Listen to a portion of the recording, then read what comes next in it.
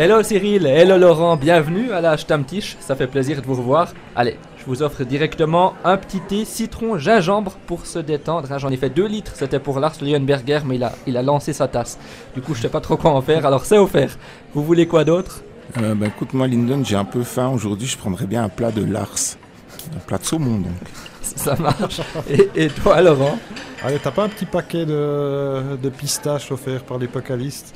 C'est noté, parfait, merci, j'arrive dans 5. La Stammtisch, proposée par le Journal du Jura. La Stammtisch, 10e tournée, l'occasion de directement cette fois-ci remercier toutes celles et tous ceux qui nous écoutent, qui sont fidèles à notre podcast. Merci pour tous vos commentaires aussi et vos messages sur les réseaux sociaux. Merci aussi, il fallait le souligner, à la personne qui nous a mis 1 étoile sur 5 sur Apple Podcast, sans laisser de commentaires, c'est constructif. Merci à cette personne aussi, tous les avis sont bons à prendre. Et parce qu'on ne change pas une équipe qui fait match nul, on retrouve une fois de plus à l'aile droite Laurent Kleissel, responsable des sports au Journal du Jura. à l'aile gauche. Cyril Pache, journaliste à Sport Center. Et au centre, moi-même, Lyndon Viglino, responsable de la fréquence francophone de Canal 3. Messieurs, santé. Comme d'habitude, on va commencer par parler de l'actualité du HC Bienne. Bienne qui a dominé son dernier match contre Lausanne, c'était mardi soir, mais Bienne qui a perdu 4-1. Bienne n'a pas été assez réaliste. Lausanne s'est appuyé sur un très bon Tobias Stéphane.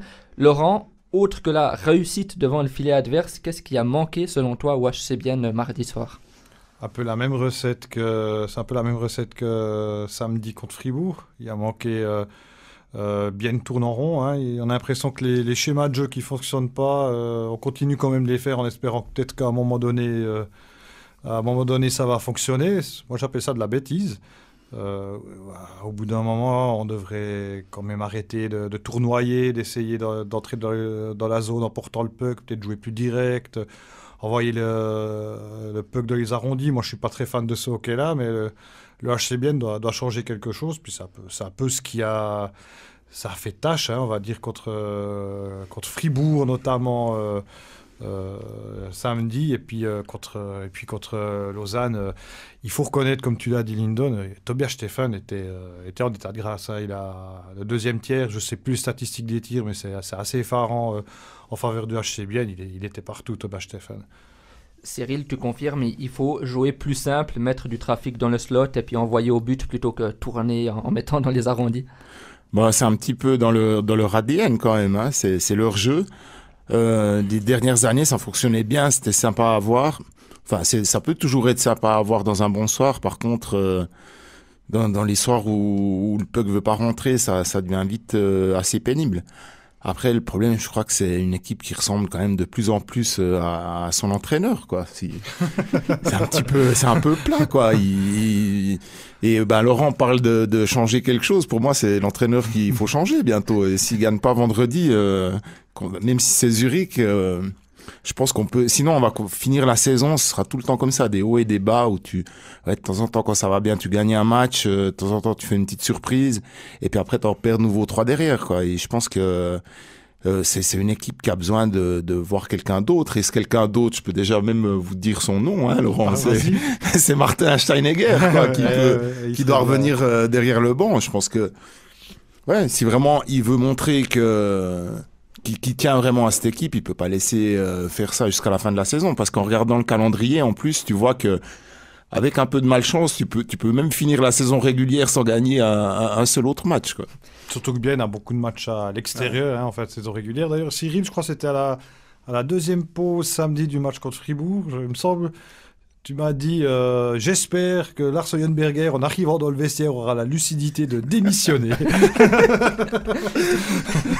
Visiblement, il n'est pas lucide, Lars Leuenberger. Il l'a toujours pas fait, mais bon, l'autre soir contre Lausanne, il est sorti vraiment par la petite porte en se prenant une pénalité de match à la fin. Enfin, au bout d'un moment, ça déteint sur le groupe, quoi. Tu sens que c'est pas une équipe qui va jouer pour son entraîneur, hein. D'accord, un entraîneur, il peut pas non plus tout faire. Sur la glace, après, c'est aux joueurs.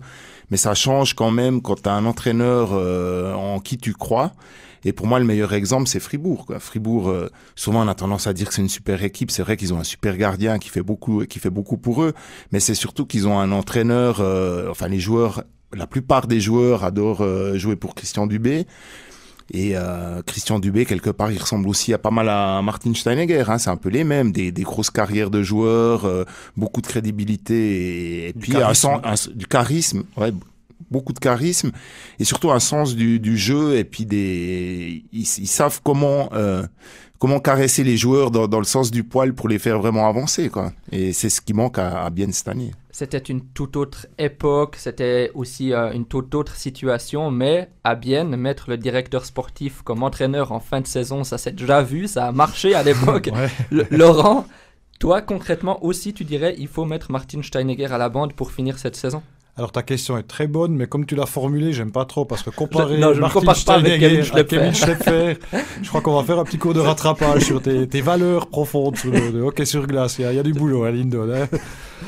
Écoute, moi je suis assez fan de Martin Steinegger à la bande. Hein, quand il avait fait l'intérim il avait assuré l'intérim entre McNamara et Antti Tormeinen. Il avait fait 6 matchs. Il a perdu que le dernier à Davos. C'est un spectacle. Hein.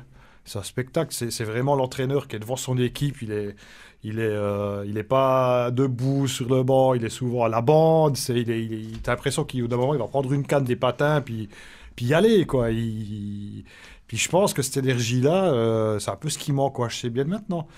Et c'est vrai que j'ai quand même l'impression, et là il se confie très peu sur le sujet, mais moi j'ai quand même l'impression que tout au fond de lui, tout Steinegger qu'il est, c'est quand même... Il y a un moment ou un autre, il va finir à la bande au HC Bienne et comme entraîneur principal nommé, puis c'est la suite logique. Il faut juste que derrière, il puisse assurer les arrières. On est un directeur sportif qui a la même mentalité que lui, le même état d'esprit que lui pour être une sorte de complément de Steinegger dans les bureaux, quoi. Mais moi, je pense que c'est à moyen terme, alors, qui sait, hein, Cyril, il dit à court terme, mais... Ce serait moi, c'est une solution que j'apprécierais beaucoup. Non, moi je pense qu'il faut pas attendre plus que ça, quoi, parce que en fait, il y a des situations, des fois tu sens que ça va jamais s'améliorer, quoi. Tu vas faire et cette équipe, elle va faire que le yo-yo jusqu'à la fin de la saison. Après, tu te retrouves en play-off. Faut vraiment avoir un immense coup de bol pour passer un tour avec cet état d'esprit-là, puis en jouant comme ça, quoi. Il faudra déjà essayer.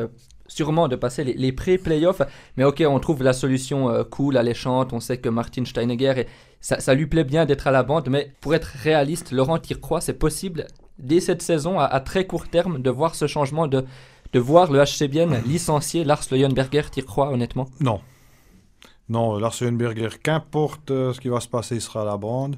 Parce que c'est un choix qui a été fait, qui a été documenté, l'alter ego saint-gallois d'Antti Tormeinen et bla, qu'est-ce qu'on nous a pas dit au mois de septembre quand Lars Leuenberger a été nommé. Donc non, moi je crois pas, je crois qu'il va... Qu'importe, il n'y a pas de relégation, il faut finir dans les 10.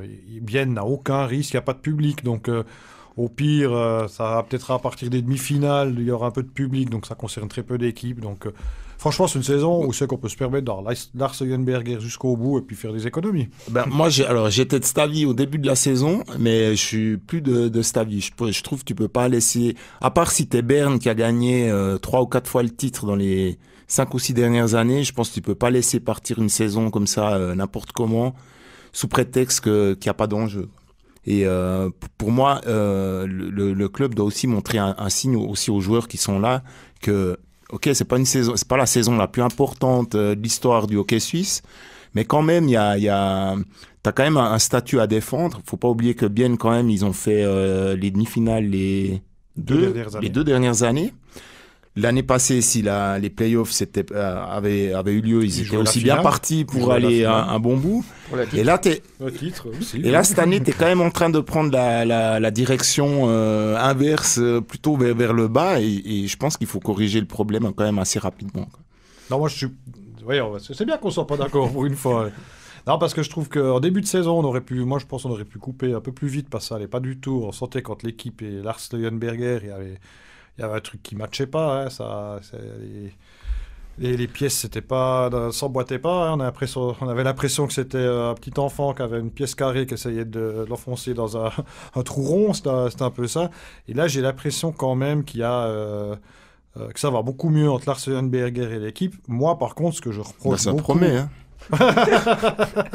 Moi, ce que je reproche beaucoup, par contre, à Lars Leuenberger, c'est sa passivité en tant que coach, quoi. Les opportunités qu'il a d'un peu matcher.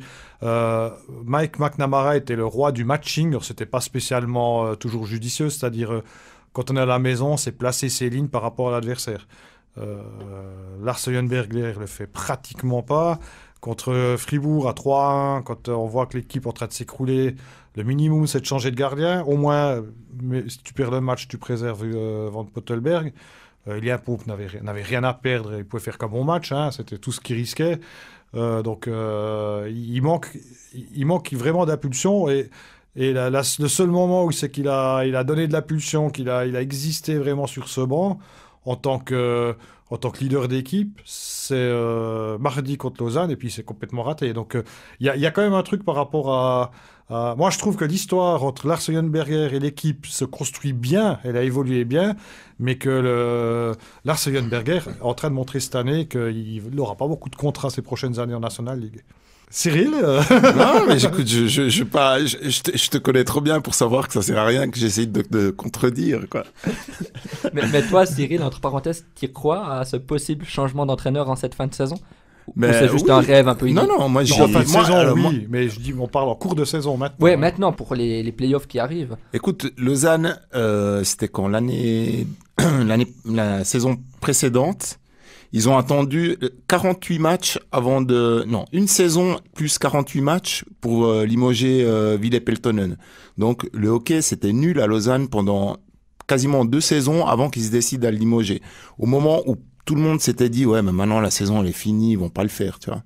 Donc, je pense qu'il faut pas non plus, au bout d'un moment, je pense que Martin Steinegger, qui est l'autre jour, il était juste derrière nous au match, on sent qu'il est nerveux dans les tribunes, il gueule sur les arbitres, sur la glace. Je pense qu'il ferait mieux d'aller en bas sur le banc pour gueuler. En plus, il serait plus près des arbitres, il l'entendrait mieux, tu vois. Alors, je dis pas, alors peut-être que trouver un autre rôle à Leuenberger. Non, mais je pense que le mieux, c'est de couper et puis de mettre quelqu'un d'autre. Alors après, c'est vrai que dans une saison comme ça sert à rien de faire des frais puis d'aller engager un nouvel entraîneur. Ouais. Ça, c'est exclu pour moi. Mais par contre, que Steinegger reprenne l'équipe pour finir la saison, oui, ça pour moi, c'est... J'ai proposé un truc l'été dernier à Steinegger quand il était à la bande. Quand il avait fait le joint entre Tormenen et Leuenberg, j'avais dit qu'il doit rester à la bande parce qu'on sent que c'est ce qu'il a envie de faire. Sans lui, c'est dans ses tripes, quoi. Et puis de prendre une sorte de... Pendant une année, un gars qui fait une année sabbatique dans son job, puis qui vient comme une sorte d'assistant directeur sportif, et puis qui travaille un peu sur commande. Là. Puis j'ai proposé Cyril Pache. Alors... Quand j'ai parlé de ça, il m'a toujours pas dit non. Il m'a toujours pas contacté. Ouais, non, d'ailleurs, c'est bien qu'on en reparle. Mais il m'a dit, je t'appelle. Ah ouais. Pour résumer le cas, vous n'êtes pas d'accord tous deux sur le sort de Lars Leuenberger pour cette fin de saison. Par contre, on est tous d'accord sur le fait qu'il manque de l'émotion et du charisme actuellement sur le banc biennois. Ça fait aucun doute. On est d'accord. Sur le banc et ça déteint sur la glace, quoi. Et ça déteint sur la glace. Mais sur la glace, justement, on voulait parler d'un joueur en particulier dans cette 10e tournée. C'est Mike Künzle. Et là aussi, je crois qu'on n'est pas tous d'accord autour de cette table. Il joue dans la ligne des Zurichois. Ça ne change pas. C'est la ligne Artonais avec Kunti Brunner. Künzle, c'est un buteur. C'est aussi un attaquant assez physique. Mais c'est que cette saison, le 12e de l'équipe en termes de points par match. Il est dans la moyenne de ce qu'il fait dans les saisons dernières, ça on est d'accord, mais quand même, il pourrait faire mieux, Cyril, t'es d'accord? On pourrait attendre un peu plus de lui cette saison? Alors moi c'est un joueur que je mesure pas vraiment sur les points qu'il va faire, quoi, parce que je trouve qu'il apporte quand même beaucoup d'autres choses dans le jeu. Et alors c'est vrai que moi je suis un grand fan de ce joueur, j'aime beaucoup ce qu'il fait. Et puis c'est vrai que tu me surprends un peu là en me disant ces stats-là, mais... pour moi, ouais, c'est vraiment ça passe à l'arrière-plan pour moi, ces stats.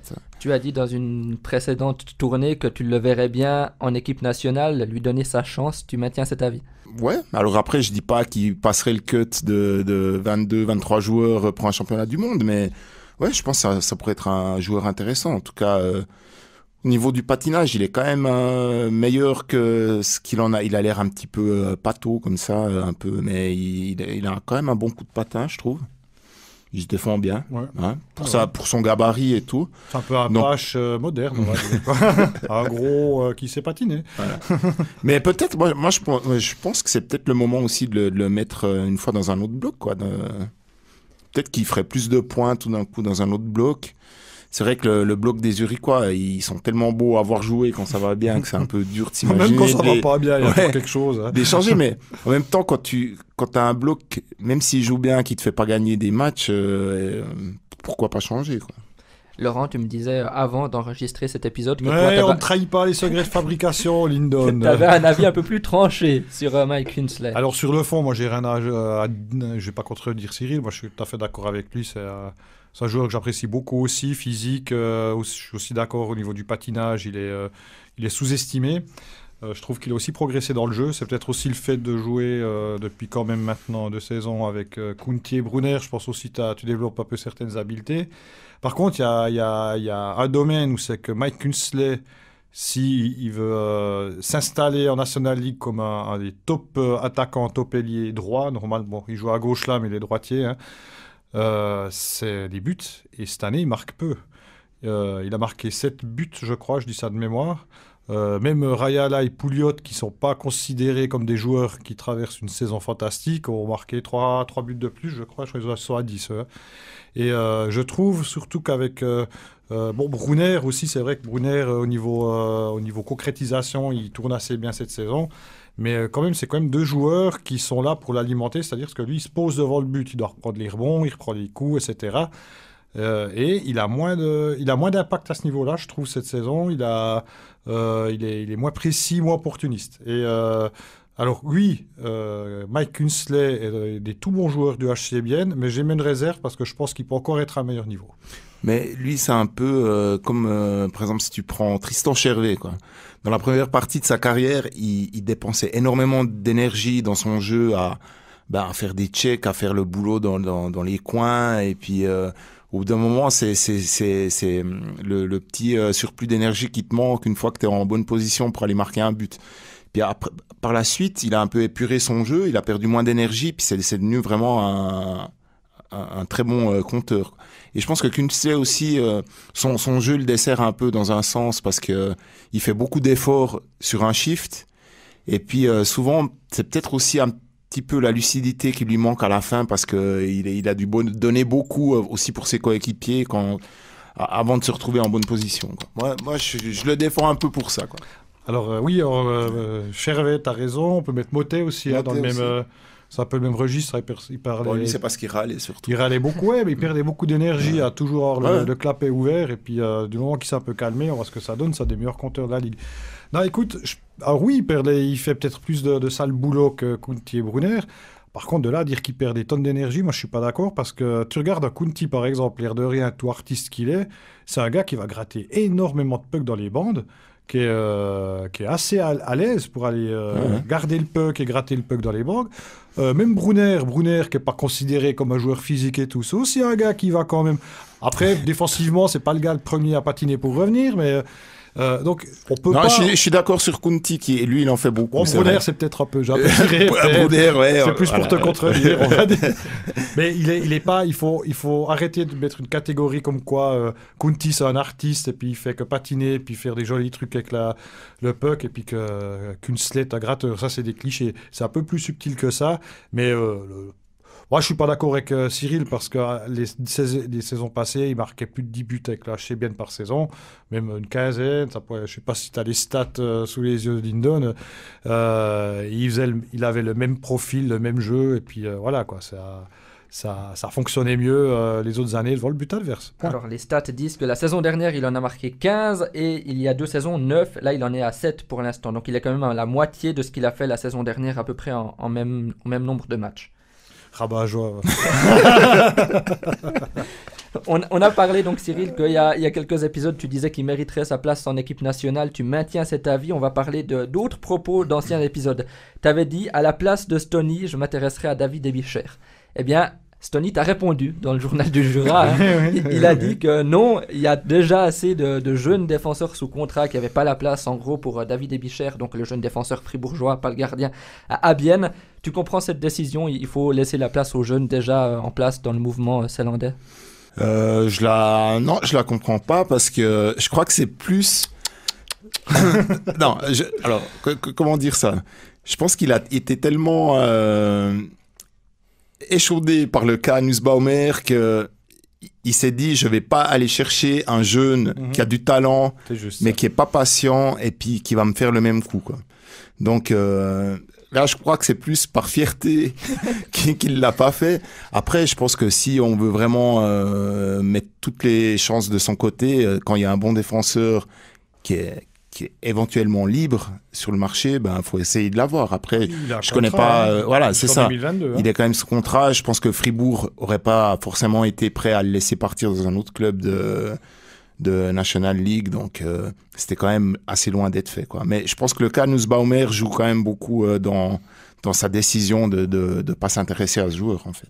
Il faisait référence en disant qu'il avait déjà des jeunes défenseurs sous contrat, notamment à Noah Delémont, Yannick Stampfli, Lian Bixel. Et les deux premiers nommés, Noah et Yannick, qui jouent plutôt du côté de la Chaux-de-Fonds en Swiss League cette saison. Il y a aussi David Prizy, Jérémy Turcher, Jérémy Bertschy, qui ont eu quelques apparitions dans les montagnes neuchâteloises. Stéphane Ulmer, récemment, qui se remettait de sa commotion. Tu prépares justement un article, Laurent, sur cette collaboration avec la Chaux-de-Fonds. C'est un vrai partenariat win-win trouvé pour cette saison avec eux. Article apparaît dans le journal du Jura de vendredi, bien sûr, hein, comme tu devais le rappeler. Hein, j'ai dit, tu prépares un article, je n'ai pas donné la date. Vendredi. Oui, écoute, pour préparer ce papier, j'ai longuement discuté avec Loïc Burkhalter, Martin Steinegger. C'est assez intéressant parce qu'on sent qu'il y a vraiment une harmonie entre les deux. C'est deux personnes qui travaillent main dans la main, qui ont la même manière de penser. En fait, ce qu'ils veulent, c'est qu'ils ont compris que pour eux gagner, pour que ce soit win-win, il faut que le joueur soit gagnant. Je suis en train de visualiser Steinegger et Burkhalter main dans la main devant les mélèzes. Avec une petite musique là, ta ta ta ta ta. Ah, vas-y, excuse-moi. Quelle belle image. Oui, donc en fait, ce qui n'avait pas fonctionné, parce que j'ai aussi appelé Gary Sheehan, il y a le contexte des clubs qui fait beaucoup, c'est que la Chaux-de-Fonds, c'est un club qui est un peu en reconstruction, qui a besoin, qui est demandeur, tandis qu'Ajoie, c'est un club qui veut gagner chaque match, qui veut gagner la coupe, qui veut gagner le championnat, c'est la Ligue des Champions et puis la Coupe Stanley, donc il y a moins de place pour des joueurs biennois actuellement à Ajoie, donc en fait... Je pense à la limite, logique. Si tu leur envoyais Yanis Moser, il le ferait jouer, mais sinon, il ferait jouer personne à Ajoie. Ouais, Ajoie, ouais. Ils avaient demandé Valentin Nussbaumer avant qu'il parte à... C'est pas sûr qu'il aurait joué. Alors, c'était un peu la période quand il y avait l'échange qui était en négociation avec Davos. Et à ce moment-là, Martin Steinegger, bien sûr, n'était pas très chaud de lâcher un joueur qui devait être échangé pour aller se blesser contre Turgovie ou Biaviège. Donc ça, c'était pas fait. Mais Ajoie avait demandé Valentin Nussbaumer en licence B, ce qui aurait été dur quand même pour lui. Hein. Fait quand même assez rare pour être souligné, Nussbaumer qui a été blanchi, si je ne me trompe pas, au dernier match. Le 66 de Davos. Ça arrive quand même. Ouais. On en est à une vingtaine de minutes dans ce podcast et c'est l'heure de lancer la grande information parce que Cyril, encore une fois, pour l'Ashtamtisch, tu nous as déniché un gros scoop. Oui, tout à fait, Lyndon. Rares sont les joueurs à accepter de s'exprimer à visage découvert sur les réformes programmées de la National League.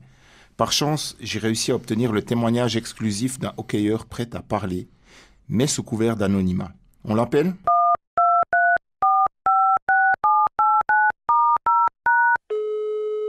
Merci d'avoir témoigné. On vous appellera Monsieur X. Mais dans quel club jouez-vous ?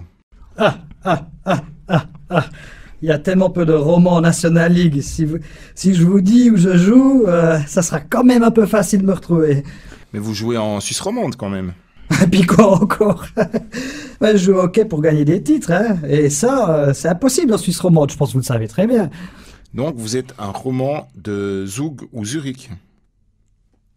Allô ? Vous êtes toujours en ligne ? Oui, je vous écoute, parlez. Que pensez-vous de l'action menée par les joueurs le week-end dernier ? Cette action fut un énorme succès. Avec mes camarades, nous voulions montrer notre opposition au patronat qui opprime les ouvriers. Montrer que quand les prolétaires de toutes les équipes s'unissent, ils peuvent être entendus. La révolution est en marche. La révolution est en marche. J'en ai les larmes aux yeux. Demain, avec mes camarades, nous allons reprendre les commandes de nos sports et nous marcherons sur le corps sans vie de l'ignoble bourgeoisie qui nous dirige. Mort aux managers, mort aux CIO. Mais vous avez parlé de prolétaires. Évidemment, nous sommes tous des prolétaires surexploités par le grand capital, par la classe dirigeante omnubilée par leur profit et le dieu argent. Notre dur labeur sur la glace n'est pas rémunéré à sa juste valeur, et on veut encore baisser nos salaires. On nous ment, on nous spolie, à mort les managers, à mort les CIO, pendez-les tous au écourt jusqu'au dernier. Mais les hockeyeurs gagnent pourtant très bien leur vie. Comment Comment Vous osez prétendre qu'un salaire de 400 000 francs par année, c'est beaucoup, c'est beaucoup trop. Puis vous, journalistes, vous gagnez quoi 500 600 000 Et vous osez râler ouais, je lis en vous maintenant. Vous êtes un suppôt du capital. Vous êtes de ceux qui veulent détruire nos acquis sociaux, si chèrement gagnés à travers des décennies par nos glorieux prédécesseurs. Vous savez, pour nous, la vie, c'est pas facile tous les jours. Il y a la pression, l'incertitude du résultat, les critiques de vous, les médias. On se bat. Oui, on se bat tous les jours pour survivre. Tous les matins, je frotte une vieille couenne de lard sur du pain sec en guise de petit déjeuner. De l'eau trouble fait office de café. C'est très dur. C'est très dur de ne pas avoir de charbon tous les jours, toutes les nuits pour nourrir le poêle. On se bat pour survivre. Finalement, qu'est-ce que les joueurs souhaitent obtenir ? C'est la lutte finale, groupons-nous pour que demain le plafond salarial ne soit pas le genre humain. Allez, tous ensemble, c'est la lutte finale, groupons-nous et demain le plafond salarial ne sera pas le genre humain. Merci beaucoup à ce joueur anonyme qui a accepté de témoigner dans la Stammtisch. On va débuter cette deuxième partie avec cette magnifique phrase, justement une phrase à se faire tatouer sur l'avant-bras. La relève est notre avenir, les fans sont notre soutien et le hockey est notre vie. C'est ce qui était écrit sur la banderole déployée donc dans les patinoires de National League samedi soir. Action beaucoup moquée, faut le dire, sur les réseaux sociaux, plus sur la forme que sur le fond. Le texte était pas très choc, une suite de banalités, faut le dire. L'action a retardé de 120 secondes le début des parties. On a presque oublié aussi rapidement cette action-là. C'était vraiment pas très choc comme mesure. Aucun communiqué de presse pour l'accompagner non plus. Cyril, ça t'a convaincu cette action menée par les joueurs samedi? Non, d'ailleurs avec Laurent on se disait mais est-ce qu'ils savent vraiment pourquoi exactement ils manifestent quoi. C'était déjà c'était pas clair. Oui, la relève, le hockey c'est leur vie, mais c'est aussi la vie des CEO, des managers de tous les autres clubs. Enfin dans un certain sens, ils ont quand même des objectifs qui sont communs. Alors donc c'était pas du tout clair, et puis voilà, ça manquait un peu de conviction, quoi. Aussi, on savait pas si c'était contre le plafond salarial, si c'était ils défendaient leur salle et l'histoire des étrangers. En fait, on a l'impression que c'est un peu de la frustration parce qu'on les a juste pas écoutés, quoi. Mais bon, les clubs, les 12 clubs de Ligue nationale se sont écoutés entre eux, ils ont écouté personne d'autre. Donc, il y aurait beaucoup de banderoles qui pourraient fleurir. Moi, ce qui m'a surtout surpris, c'est que il y avait une banderole en allemand à Ambry, à Bienne, il y avait à Bienne Fribourg, deux clubs, on va dire quand même, si on fait le total, ça fait plutôt roman, c'était en allemand. Il y avait certains clubs, ils avaient une banderole, c'était écrit, c'était un beau graphisme et tout, d'autres, on voyait que c'était écrit à la main, heureusement qu'il n'y avait pas de faute d'orthographe d'ailleurs. En fait, ça fleurait bon l'amateurisme, ils ont voulu faire un truc, puis on sent que derrière, avec l'union, le syndicat là, présidé par Jonas Hiller, en fait, il n'y a pas de professionnels c'est que des joueurs de hockey qui ont fait que du hockey. qu'on doit avoir certains quelques compétences peut-être juridiques ou de communication, mais il n'y a pas de professionnels de ce genre on va dire, de politique salariale, de politique syndicale, et ce genre de trucs, et puis que ça fleure vraiment l'amateurisme. L'amateurisme, mais tout de même, est-ce que selon vous, cette réforme souhaitée donc par les 12 clubs de National League, qui doit, on le rappelle, encore être votée, être confirmée en mars, sauf erreur, ça va passer tel quel? Oui. T'en penses quoi, Cyril? Moi, je pense que ça pas. Du moment qu'ils ont accepté les étrangers, alors que certains étaient contre, parce que c'est dans un package, je vois pas pourquoi le reste du package ne passerait pas. Bon, ils peuvent toujours encore revenir sur la décision. Hein. Enfin, c'est une saison où, enfin, de toutes parts, je trouve qu'au niveau de la communication, c'est une telle catastrophe que il faut quand même s'attendre à tout, quoi. Mais oui, excuse. Ouais, alors je pense que c'est quand même dans une année avec la pandémie et tout, avec les conséquences que ça aura, c'est quand même important que les clubs réfléchissent un petit peu à leur avenir et puis qu'est-ce qui peut être fait, quoi. Mais moi, je m'attends un peu à tout, hein, franchement. Il n'y aura aucun retour en arrière pour ma part, parce que la National League vient de se constituer en société anonyme. Donc, on a pratiquement une ligue privée style DEL ou bien NHL ou KHL. Hein. On en est un peu arrivé là, hein, complètement détaché de la fédération, même détaché de la Swiss League, hein, même s'il y a des rapports pour des discussions sur les promotions-relégations. Donc, les clubs sont en train de s'affirmer en tant qu'unité, en tant que package ensemble. Ils ont les moyens, ils l'ont fait, ils sont passés en force. Moi, j'ai beaucoup critiqué ce passage en force par rapport au nombre d'étrangers. C'est plus la manière, le fond, 7, 8, 3, un étranger. Finalement, quand on est passé de 2 à 4, tout le monde pleurait, et puis on a trouvé que c'est bien après. Donc ça, on verra bien à l'usage, quoi. Mais les clubs se sont mis ensemble pour faire bloc. Je pense pas que maintenant, s'ils commencent à revenir en arrière, ça irait un petit peu contre leur vision, la vision qu'ils ont pour la National League. Bon, surtout que l'augmentation des étrangers, c'est quand même un projet qui vient de la région, hein, on peut dire, quoi. Oui, c'est un projet du terroir. Bienno-Bernois, ils sont ensemble.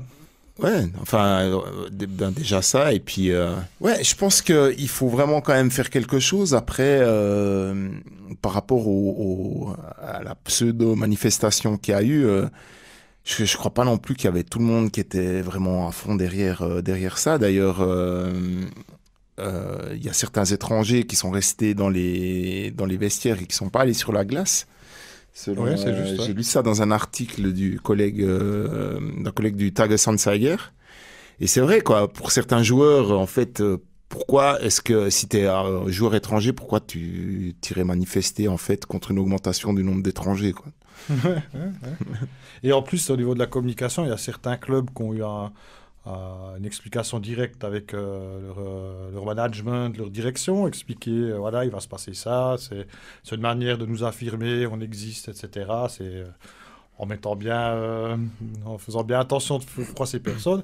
À Bienne, ça montre aussi, mais Bienne, c'est très particulier comme club au niveau de la mentalité, c'est assez freestyle quand même, hein. Ils sont allés franco, ils ont un peu découvert ça sur le tas, les dirigeants, ils étaient un peu fâchés, hein. Ouais, ils l'ont pris de travers. Ils l'ont un peu pris de travers parce qu'ils n'ont même pas été avertis directement, ils ont plus appris ça un peu par la bande, on va dire. Il n'y a pas genre Kevin Fay, puis une représentation des joueurs qui est allé auprès des dirigeants pour expliquer ce qui se faisait. Donc voilà, quoi, c'est la preuve, cela montre bien que cette union n'est pas union des joueurs, elle est un peu chaotique parce que ce syndicat ne fonctionne pas très bien. Parce qu'un vrai syndicat, chaque équipe aurait reçu quelques jours avant, elle aurait reçu une banderole toute faite avec son logo du club, logo du syndicat, avec une explication, voilà comme ça se passe, les personnes qui doivent contacter, qu'est-ce qu'ils doivent leur dire, etc.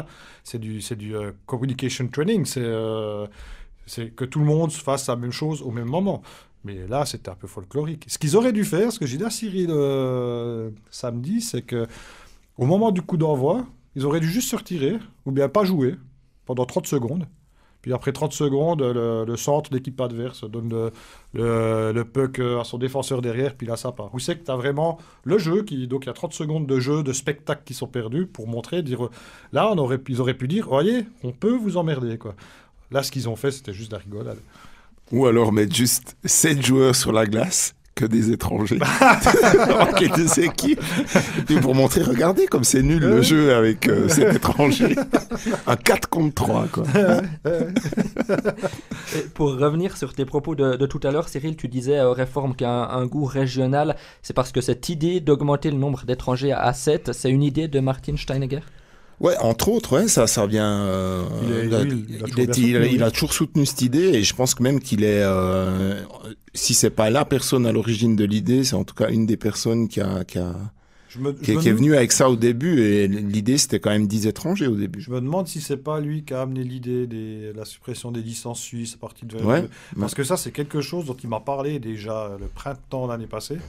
Ça fait très longtemps qu'il parle de ça, mais il y a surtout Marc Lutti qui est un grand défenseur des Danois qui viennent à pied, des Slovaques qui viennent en vélo. Hein. Donc c'est vrai que Berne a pesé lourd, le canton de Berne a pesé lourd dans cette réforme. Alors que Zurich a fait, les ZSC Lions ont fait une très grande campagne médiatique, on peut dire ça comme ça. Hein. Il y avait de très bons articles dans la grande presse zurichoise qui s'opposait vraiment frontalement à cette réforme. On peut quand même sentir que c'est un peu piloté, on va dire, c'est un peu piloté depuis le Stadium, hein, depuis Oerlikon. On parle donc des joueurs étrangers. Eh bien, ça tombe bien, parce que les étrangers, c'est le thème du quiz cette semaine.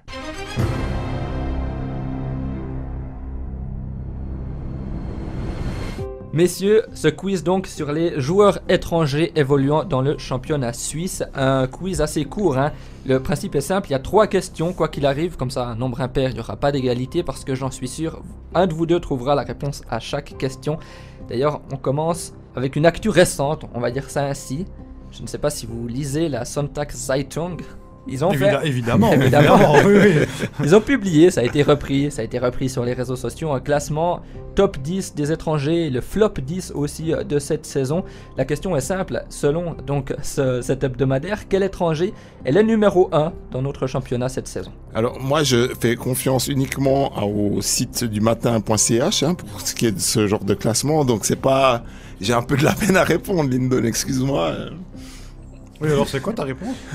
Non mais donc le meilleur étranger de la saison selon la Sonntagszeitung. Exactement, selon. Alors ça doit sûrement être un qui est à Zurich ou à Zug, je dirais Jan Kovar. C'est juste, Cyril, c'est Jan Kovar qui est élu meilleur étranger pour l'instant pour cette saison. Vous êtes d'accord avec ce choix? Le meilleur étranger cette saison, c'est Jan Kovar. Tu me parlais d'Henrik Tomernes il n'y a pas longtemps, Cyril. Alors, c'est toujours un peu le problème de ce genre de classement, c'est que les gens qui les établissent voient surtout jouer les équipes de leur région, donc Zug, Zurich et compagnie. Donc oui, Kovar est un super joueur, mais c'est pas un joueur qui m'épate quand je le vois jouer, quoi. Alors je l'échangerai pas, on va dire, contre Henrik Tomernes, dont je suis très fan, qui joue à Genève. Après, il y a meilleurs joueurs et meilleurs joueurs, c'est-à-dire à MVP par exemple, c'est pas forcément le meilleur joueur, c'est celui qui a le plus d'impact sur les résultats de son équipe. Et à Lugano, Marc Arcobello, c'est quelqu'un, il pèse beaucoup, dans l'ensemble de son boulot, parce que c'est pas seulement un joueur offensif, il fait énormément d'autres choses que juste créer du jeu puis marquer des buts. Moi j'aurais mis Marc Arcobello. Et il y a Chris Di Domenico à Fribourg aussi qui fait une très belle saison et qui pèse beaucoup sur chaque match de Fribourg, quoi. Mais de nouveau ça dépend un peu avec quelles lunettes tu regardes les matchs. Mais c'est des joueurs de top niveau et qui font tous partie des meilleurs de la ligue, c'est sûr.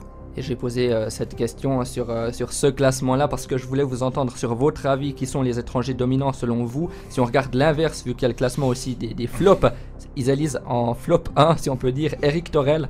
Vous, dans les flops, vous mettriez qui? Et est-ce qu'ils jouent à Zug par hasard? Par hasard. Je pense qu'ils sont pas allés beaucoup plus loin que Zug pour faire leur classement. Ils sont même pas allés jusqu'à Rapperswil. Non. Écoute, je pense qu'on peut déjà regarder un peu quand même devant notre porte chez nous, voilà. tout près de chez nous. Regardons là. Je pense que Rayala, on peut le mettre quand même dans les flops, par rapport à ce qui peut valoir. C'est clair que dans ce top 10, il y a Lindgren, je crois. Il y a Lindgren qui est, je crois, 6ème, mais en même temps, il est blessé actuellement. Ouais, Lindgren est blessé, c'est dur de le mettre dans un classement, je trouve. Mais, non, Rayala, mais pour moi, Rayala, c'est loin le plus bien, décevant. Puis de Zurich, ça fait. C'est quand même c'est le plus décevant pour moi. Ouais. Merci, messieurs. Je voulais vous entendre sur ces flops et ces tops. Maintenant, on va passer avec une question bien plus factuelle. Quel joueur étranger a inscrit tout simplement le plus de points pour l'instant cette saison? Di Domenico. Non. Non. Il y a Laurent, Kovar c'est à qui toi. était devant. Le leader en termes d'étrangers, on sait que le leader actuellement, toute catégorie Kylian confondue, Motet, je c'est crois. Sven Andrighetto pour Sven l'instant. Andrighetto. Kylian Motet est 3e, le 2e actuel en ce jour d'enregistrement, 24 février. Qui est-ce? Ouais, c'est excellent. Moi, il y a des noms, il y a Gareth Rowe qui me vient, il y a... Qui est il y a actuellement Yann- blessé, il c'est y a pas lui. justement, il y a Yann Kovar. mais C'est pas un lui non joueur plus. qui a C'est pas 43 points en 33 matchs. C'est aussi le leader en termes de points par match. Attends, Cervenka? Non, Non. Ah, non. Combien 43 points en 33 matchs? exactement. C'est à toi, Laurent, pardon, de donner ta réponse. Le meilleur joueur étranger en termes Là, on est dans la séance des tirs au but. Là. Le prochain qui rate. Ouais. Alors attends, il y a de ces jeunes voix là, le Winnie qui tourne pas mal. Hein. Ouais, tu Ou bien l'autre, non, Ah non, Omar. Omar. Ah, j'y vais pour Omar. Alors là, Proté, là, parce que là, il a d'abord dit Winnick. Hein. Non, Après, mais j'ai dit- c'était faux, ça aurait J'ai dû dit- être à moi, j'ai j'aurais dit il y a Omar. Winnick qui tourne pas mal, virgule, et après j'ai enchaîné Linus Omar parce que je suis arrivé à Genève. Et C'est vrai que c'est loin de validé. Zurich. Hein. C'est validé, bien joué Laurent. C'est Linus Omark qui est pour l'instant le meilleur pointeur étranger de cette saison. 17 buts, 26 assists pour lui. Vous appréciez le joueur suédois? Il a quand même son style. On va dire qu'il n'est pas très utile dans le jeu défensif. Vous aimez bien voir Linus Omark? Alors, il est fascinant à voir jouer et même avant le début du match parce qu'il fait des échauffements. Il est genre 2 heures avant le match, il est tout seul au milieu de la patinoire, donc en basket, J'ai vu ça. avec sa canne, avec Ouais. des écouteurs. Donc il écoute de la musique, il est en train de chanter et de faire de jongler avec le puck. Donc c'est assez hallucinant de le voir s'échauffer déjà. Puis sur la glace, c'est vrai qu'il fait des trucs assez dingues. Après, c'est comme diraient les Alémaniques, c'est un joueur de beau temps, quoi. Ouais. Schönwetterspieler, quoi. Ouais. Je suis pas sûr que tu ailles très loin en play-off avec ce genre de joueur. Mais c'est quelque chose de beau à voir. Ouais. Il y a des mains exceptionnelles. Je pense que c'est les plus belles mains de National League et de loin. Et vision Même du les- jeu, vision mais du jeu, c'est moi je trouve qu'au exceptionnel. niveau technique, niveau vision du jeu, du package offensif, c'est même au-dessus que Chervenka qui est déjà à très bon niveau. Mais Chervenka est un joueur plus complet. Beaucoup plus Ouais. complet, puis qui s'inscrit plus dans un effort d'équipe. Mais je parlais de Marc Arcobello tout à l'heure. Moi, je n'échangerai pas Marco Arcobello contre les 43 points en 33 matchs. C'est bien ça ce que tu as dit C'est ça. de Omar, parce que Omar, il peut coûter très cher aussi parce que il joue que dans une moitié de patinoire. Un Arcobello, il joue d'une bande à l'autre. C'est comme, je suis tout à fait d'accord avec Cyril. Il faut peut-être qu'ils aillent chercher encore un autre étranger pour le remplacer pendant les playoffs, c'est ça. Mais c'est un gros facteur risque, Linus Omark. Mais c'est vrai que moi j'ai beaucoup de plaisir. J'ai vu d'aller le voir. J'ai vu une fois au Vernet sa préparation. J'étais là bien avant le match. C'est vrai que tu restes scotché une demi-heure à regarder, puis tu te dis il y a du monde dans sa tête à ce gars, quoi. Mais Ouais, il fait des choses, et il fait beaucoup de choses surprenantes dans le jeu. ouais. quoi. Par exemple, Ouais. on était les deux au match à Genève. Il y avait le gardien c'était contre Bienne. Le gardien était bien chaud et puis pour essayer de le déstabiliser quand il faisait un arrêt, il se mettait à côté du poteau et il tape sur le poteau avec la c'est canne. juste, Donc le gardien, même s'il a fait l'arrêt, il se dit ah mais j'ai dû perdre le puck quelque part et puis tu vois, t'essayes de forcer le gardien à faire des erreurs et c'est des choses que j'avais jamais vues avant chez les autres joueurs. Ah oui, c'est un joueur très surprenant. Ouais, il est très très fort. surprenant. C'est chouette d'avoir des joueurs comme ça en National League. C'était le week-end dernier là, sur Mec Match de Steve Huard, qu'on salue bien. Il m'a demandé si j'échangerais Rayala contre Omark.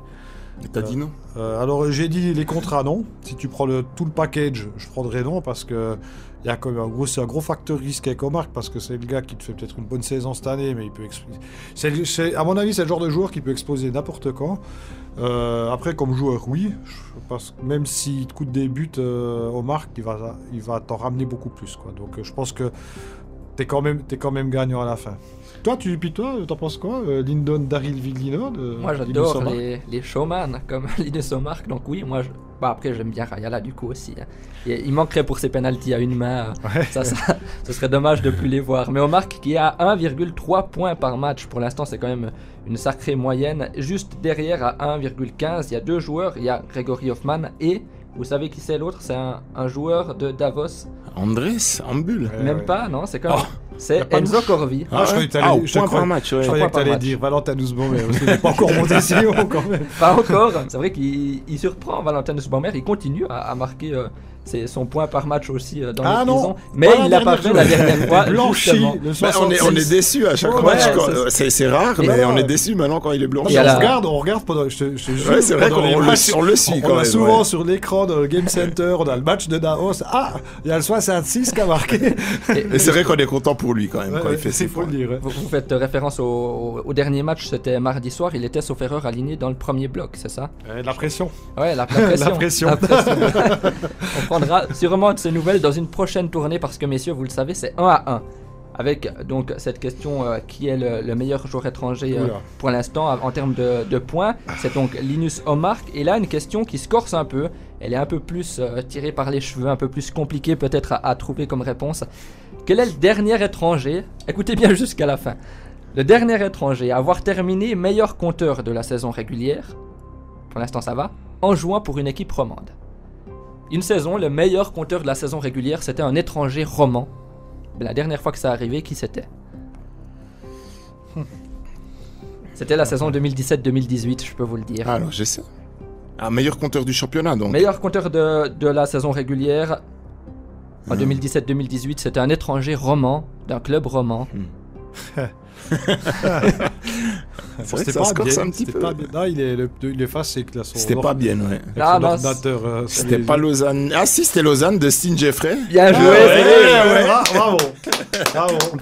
Bravo Cyril, t'as gagné ce quiz 2-1 pour toi. L'avantage de travailler pour les grands médias lémaniques. Alors, je suis très content d'avoir gagné ce match aujourd'hui. Je pense que j'ai fait une prestation solide quand même. Ouais, t'as travaillé fort. Je t'ai trouvé, contrairement à d'habitude, très consciencieux sur les petits détails, ce que tu fais pas d'habitude. Je me suis pas laissé déconcentrer sur une erreur de l'arbitre à la deuxième question. Ah, t'as travaillé fort. T'aurais pu être expulsé. Hein. T'aurais pu. On a vu cette veine sur ton front là, qui commençait à pulser.